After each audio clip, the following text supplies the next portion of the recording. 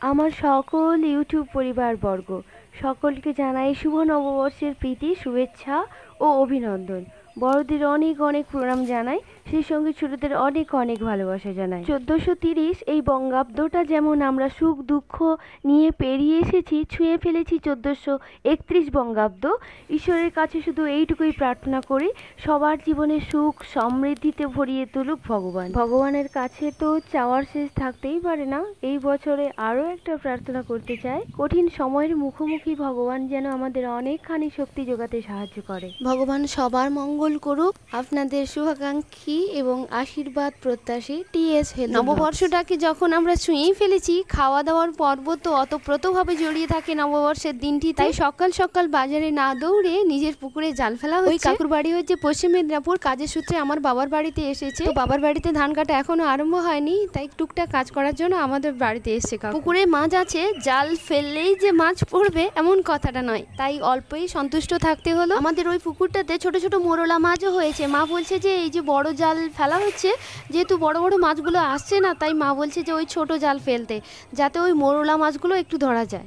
অনেকবার জাল ফেলার পরে শেষমেশ ওই মাছগুলোই কাকু ধরতে পেরেছে। মাছ ধরার পর্ব শেষ করে আমি স্নান করে পুজো পাঠ শেষ করে চলে এসেছি চা তৈরি। যারা আমার ভিডিওগুলো একটু ভালোবেসে দেখো তারা অবশ্যই জানো যে আমি ভিডিওগুলো দিই 3-4 দিন 5 দিন 6 দিন হয়ে যায়। এই কাজটুকু যে আমি করি অনেক ভালোবেসেই করি। তবে বাড়ির মতামত আছে কিংবা নেই কোনোটাই আমি বলবো না। যদি মতামত না থাকতো তাহলে আমি ভিডিওগুলো বানাতে পারতাম না। আর খুব বেশি যে আছে তাও বলবো না, কারণ এর বহিঃপ্রকাশ আমি নিজেও বুঝতে পারি না। তাই খুব সন্তর্পণে আমি কাজগুলো আমি সবসময় চেষ্টা করি যে সংসারের কাজগুলো নিট অ্যান্ড ক্লিন করে করতে, অনেকখানি সংসারের পেছনে সময় দিয়ে কমপ্লিটভাবে কাজটা করতে, তার বাকি সময়টা আমি আমার জন্য ব্যয় করি। তাই ভিডিওগুলো দিতে এতটা দেরি হয়। আমি একটু উল্টো পথেই চলি। সবাই শীতকালে গয়না পরি, তাই তো আমি দিই গ্রীষ্মকালে গয়না পরি এই ঠাঠা রোদে। এখানে একটা খুশির খবর তোমাদের জানিয়ে দিই, ওই যে গয়না বড়ির ডিজাইনগুলো দেখছো ওগুলো কিন্তু আমি দিয়েছি। আমি কিন্তু একদমই দিতে পারতাম না, এইবারই এসে আমি মায়ের কাছ থেকেই শিখেছি। ওই জন্য শুভ সংবাদটা বললাম কেন, যে তোমরা চেষ্টা করলে তোমরাও পারবে। আর শীতে আমাদের গয়না বড়িগুলো দেওয়া হয়েছিল, তো গয়নার বিউলির ডালটা অনেকটাই বেঁচে গেছিলো, তাই মা বলছে ব্যাস এবছর দিয়েই দিই, কেন সামনের বছর ওই বিউলির ডালটা একটু লালচে ভাব হয়ে যায়, বড়ির স্বাদটা অতটা ভালো হয় না। অন্যান্য বাড়ির কাজ থাকার জন্য খুব একটা সময় করতে পারা যায়নি বলে ওই বড়িটা দেওয়া হয়। ওদিকে বেশ কয়েকদিন হলো মায়ের শরীরটা খুব একটা ভালো নেই, তাই একা ফেটি একাই বড়ি দিয়ে দিই। আর ওই যে ছোট ছোট বড়িগুলো দিচ্ছি ওগুলো তো ভীষণই সোজা, ব্যাস দেখলাম যে কোনো সময় ওই ওদিকে বড়িটা দিতে দিতে অনেকটাই বেলা হয়ে যাচ্ছে। মা আমাকে বলে দিচ্ছে, আর আমি তাড়াতাড়ি করে নিয়েছি ওই বড়ির পর্ব। ওদিকে তো আবার রান্নাবান্নার পর্ব আছে, তাই দুদিকের উনানটা আমি জ্বালিয়ে দিয়েছি যাতে তাড়াতাড়ি করে রান্নাবান্না হয়ে যায়। মাঝখানে তোমাদের একটা কথা বলি, আর ওই মাছগুলো যে রান্না হচ্ছে আমার বাবার বাড়ি থেকে এসে ওদের পুকুরে মাছ ধরা হয়েছিল, তাই বাবার বাড়ির মাছগুলোই আজকে দুপুরে রান্না হচ্ছে। আমার বাড়িতে যে সবজি খাওয়া হয় কোনো সময় ঋতু মেনে নয়, যেহেতু বাঁধাকপি এখন তো মানে গরম অনেকটাই পড়ে গেছে, আর বাঁধাকপি হচ্ছে আমরা সবাই জানি যে ওটা শীতের সবজি, তাই বাড়িতে সবজি আছে বলেই ওটা রান্না করা হয়। তবে হ্যাঁ, এখন বাঁধাকপি রান্না করতে হলে তোমাকে আগে সেদ্ধ করে নিতে হবে, তারপরে রান্না করতে হবে। তারপর তোমরা যে দেখছো ওই ঝোলে আমি কুমড়ো দিয়েছি, না ওটা কিন্তু কুমড়ো নয়, ওটা হচ্ছে পেঁপে। পেঁপে কিন্তু পেকে গেলে খুব মিষ্টি হয় না, পেকে গেলেও ওই পেঁপেটা ভীষণ পরিমাণ শক্ত থাকে, আর ঝোলে দিয়ে দিলেও আমার ছেলে সেটাকে ভালোবেসে খেয়ে নেয়, তাই আমি ওকে ঝোলেই দিয়ে দিই। সজনে ডাঁটা গাছে শেষ হয়ে যাচ্ছে, তাই কি রান্না করব। আর সজনে ডাঁটাগুলো অনেক মানে বয়স হয়ে গেছে, তাই ওগুলোকে সেদ্ধ করে আমি কি করেছি, জল বের করে আবার ঝোলেই দিয়ে দিয়েছি। খেতে কিন্তু খুব ভালো হয়েছে। অনেকখানি গরম পড়েছে, একটু পাতলা করেই এখন রান্না করছি। প্রতিদিনের যে সমস্ত মশলাগুলো থাকে সেই মশলাগুলোই দিয়েছি। আমার এই বাড়ির মা কিন্তু সমস্ত রকম ডাঁটা খেতে ভীষণ ভালোবাসে, সে সজনে ডাঁটা বলো, কুমড়ো ডাঁটা বলো, লাউ ডাঁটা বলো। মায়ের ঠিক বিপরীত, কোনো রকম ডাঁটা ফাটা খেতে চায় না। মা অনেক করে বলে তারপরে একটা কি দুটো নিবে, বেশি। এই গরমে বিশেষ করে 2-3টে উপকরণ প্রায়ই আমি দিয়ে থাকি, যেরকম টমেটো, আর এই সময় তো ধনেপাতা, মানে শীতের যে ধনেপাতাটা হয় ওটা তো আর পাওয়া যায় না, তাই আমি যে তরকারিতে দিই ওটা হচ্ছে বিলেতি ধনেপাতার গাছ বলে। এখানে একটা ভালো পরামর্শ তোমাদের দিতে চাই আমি, ওই যে বিলেতি ধনিয়ার গাছ বলছি, ওর ভালো নাম কি আমি বলতে পারবো না, একটু সন্ধান করলেই তোমরা নিশ্চয়ই জানতে পারবে। চারাটা নিয়ে এসে একটু বাড়িতে লাগানোর কথা বলছি, যে কোনো তরকারিতে, মানে বিশেষ করে ঝোলে ওর গন্ধ কিন্তু জুড়ি মেলা এখন কিন্তু এলাচের গন্ধটা অতটা বেশি না পেলেও তুমি ধনিয়া পাতার গন্ধটা অবশ্যই তবে আমার মা পরিপাটি করে কিন্তু সবজিগুলো কাটে। আমি অতটা ভালো পারি না, কোনটা ছোট হয়ে যায় কোনটা বড় হয়ে যায়, তবে মোটামুটি খাওয়ার মতোই হয়ে যায়।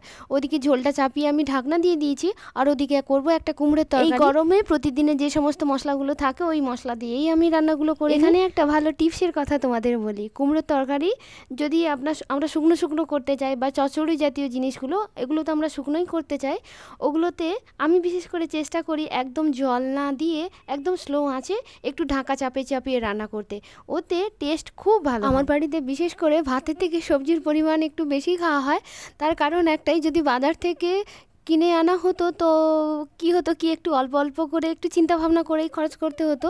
যেহেতু অনেকটাই সবজি হচ্ছে বাগানের থাকে, তাই অত চিন্তা ভাবনা করার সময় থাকে, সেই কারণেই সবজির পরিমাণটা একটু বেশি খাওয়া হয়। আর আমার বাবার বাড়িতে তো সবজির চাষই হয়, আমি প্রথম থেকে ভীষণ পরিমাণে সবজি খেতে ভালোবাসি। কথা বলতে বলতে আমার ওদিকে ঝোলটাও হয়ে গেছে, আর ঢাকা চাপিয়ে চাপিয়ে ওই কুমড়োর তরকারিটা করে নিয়েছি। ওই যে বলছিলাম না যে ছোট মাছ ধরা হয়েছিল, মোরলা মাছ, ওই মোরলা মাছ দিয়ে এখন গ্রীষ্মকালে বিশেষ করে আমার বাড়িতে টক কিংবা চাটনি তো হবেই। মা বলছে যে ওই ছোট ছোট মাছগুলো দিয়ে একটু টক করতে পাকা তেঁতুল দিয়ে। আমার বাড়িতে বিশেষ করে শীতকালে তো রুটিই হয়, আবার এই গ্রীষ্মের সময় যদি ভাবা হয় যে কোনো কোনো সময় ভাত খাওয়া হবে, তখন কি করা হয় যে বেশি বেশি তরকারিগুলো যে সমস্ত সবজি দিয়ে হয় ওগুলো দুবেলার জন্য ভাগ করে তুলে রাখা হয়। যেমন আজকে হয়েছে কুমড়োর তরকারি আর মাছের ঝোলটা, ওবেলার জন্যও তুলে রাখা হবে, দুপুরের জন্য আর রাতের জন্য। তার কারণও আছে একটা, আমার ছেলে সন্ধ্যাবেলা একটু পড়তে চলে যায় আর আমি চলে আসি একটু শর্ট ভিডিও করার জন্য। আর এখানে আমি মোবাইল দেখে দেখে একটু প্র্যাকটিস করে নিচ্ছি এখনকার যে ট্রেন্ডিং গানগুলো চলছে। তবে আমার একটু সময়ের একটু মানে বড্ডই অভাব, একটু তাড়াতাড়ি করে দেখে তাড়াতাড়ি করে কমপ্লিট করে আমাকে আবার চলে যেতে হবে, কারণ ও আবার টিউশন থেকে চলে আসে। 1 ঘন্টা 45 মিনিট মতো আমি সময় পাই, তার ভেতরেই আমাকে সেজে গুজে গান পছন্দ করে কাজটা কমপ্লিট করে নিতে হয় আমার ছেলে আসার আগে। এটা দেখে তো তোমরা বুঝতেই পারছো যে আমি গ্রীষ্মের কিছু কিছু সবজি ফেলেছিলাম, এটা খাওয়ার মতো হয়ে গেছে।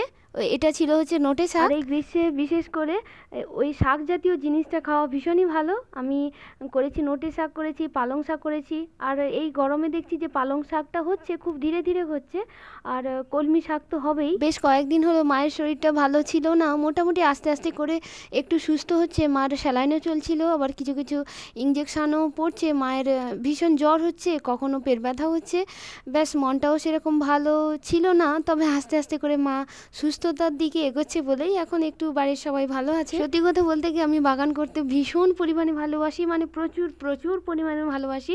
নতুন জিনিস পেলে মানুষেরা যত আনন্দ হয়, আমি বাগান করলে তত বেশি আনন্দ পাই। আমার সারাদিনের রুটিন হচ্ছে ওই সকালবেলা বাসি কাজ করা, তারপর ছেলে স্কুলে যাওয়া, তারপর আমার রান্না বান্না করা, ওই 3টে 4টা পর্যন্ত আমি সংসারের কাজ করি, বিকেল 4টার পর থেকে আমি আমার বাগানের কাজ করি আমার পছন্দের মতো। তবে এই কয়েকদিন বাগানের কাজটা একটু আমাকে বন্ধ রাখতেই হবে, কারণ ছেলের এই সামনের সপ্তাহ থেকে পরীক্ষা আরম্ভ হয়ে যাবে ওর, তাই ওকে একটু বেশি করে সময় দিতে হবে। মায়ের শরীরটা ভালো নেই বলে এই সমস্ত সবজি তরকারিগুলো মা খায় না।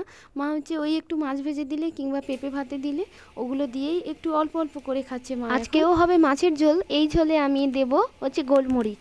তবে আমার ছেলে একটু টক খেতে চায় না। আমি আর মা কোনো সময় যদি এমনি কথাবার্তা বলি যে আজকে দুপুরে টক হবে, আমার ছেলে যদি কাছ থেকে শোনে ও বলবে যে তোমরা যদি ভেবে থাকো যে তোমরা টক খাবে, তাহলে আমাকে স্কুলের টিফিনে একটু বেশি করেই দিও টিফিনটা, যাতে আমাকে বাড়ি এসে আর ভাত খেতে না হয়। ও কিন্তু টক খেতে চায় না। কয়েকদিন হলো ওই যে মা অসুস্থতার কারণে মা খাক আর না খাক, মার জন্য একটু পাতলা করে ওই জিরে আর ধনে দিয়ে, পেঁপে দিয়ে, কাঁচকলা দিয়ে ওই সমস্ত তরকারিগুলো খেতে খেতে আমরা একটু ক্লান্ত হয়ে পড়েছিলাম। তারপর মা খাবে না বলতে ওই 2 দিন হলো একটু কষিয়ে টষিয়ে করে রান্না করা হয়েছে। দুপুরে হয়েছিল মাছের ঝোল, মসুর ডাল, আম দিয়ে একটা ডাল হয়েছিল, আর মায়ের জন্য মাছ ভাজা ছিল, পেঁপে ভাতে ছিল, আর একটা হয়েছিল শাকের চচ্চড়ি। বড়দের প্রণাম জানিয়ে ছোটদের অনেক ভালোবাসা জানিয়ে ভিডিওটা আজকে এখানেই শেষ করব। এই গরমে বিশেষ করে নিজেদের প্রতি অনেক খেয়াল রেখো, বাবা মাকে অনেকখানি ভালোবাসবো, নিজেরা সুন্দর মনের মানুষ হতে চেষ্টা করব।